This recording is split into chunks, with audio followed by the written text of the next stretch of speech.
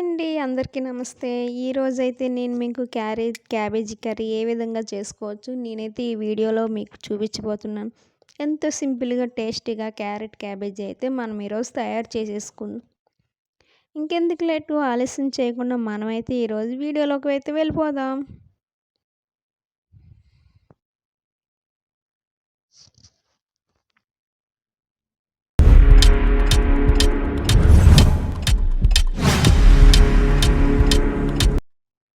ముందుగానే ఉల్లిపాయలు, పచ్చిమిరపకాయలు, టమాటాలు అయితే కోసి పక్కన పెట్టుకోవాలండి. ఇవన్నీ కోసుకున్న తర్వాత పక్కనే బాండీ పెట్టుకొని ఉల్లిపాయలు వేసుకొని మగ్గబెట్టుకుని దాంట్లో టమాటాలు అయితే వేసుకోవాలండి.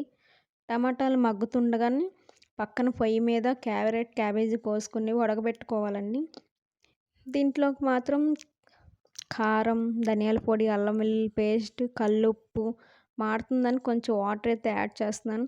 ఇవన్నీ వేసుకున్న తర్వాత పసుపు కూడా వేసుకోవాలండి. ఈ కలుపుతుండగా పక్కన క్యాబేజీ ఉడికిందో లేదో చూసుకోవాలి. నేను చేసిన క్యాబేజీ అయితే ఉడికిపోయింది. నీళ్ళన్నీ వడకట్టేసుకుంటున్నాను అనమాట. ఉల్లిపాయ టమాటా మగ్గిన తర్వాత మనం ఉడకబెట్టుకున్న క్యాబేజీని అంతా వేసుకోవాలండి. వేసుకొని బాగా కలుపుకోవాలి. దీంట్లో వాటర్ అయితే యాడ్ చేయక్కర్లేదు. ఎందుకంటే మనం క్యాబేజీని ముందే ఉడకబెట్టి ఉంచుకున్నాం కాబట్టి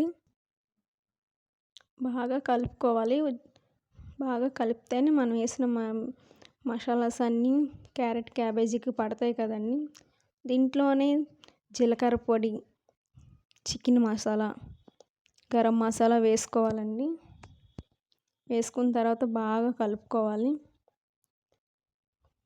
మసాలాలన్నీ క్యాబేజీకి పట్టేటట్టు మనం వాటర్ అయితే యాడ్ చేయక్కర్లేదు. వాటర్ అనేది పైకి తేలుతుంది చూస్తున్నారా. కర్రీ అనేది అన్నీ దగ్గరికి అయ్యేదాకా ఉంచాలండి. నూనె పైకి తేలేదాకా. అప్పుడు కర్రీ చాలా చాలా టేస్ట్గా ఉంటుంది.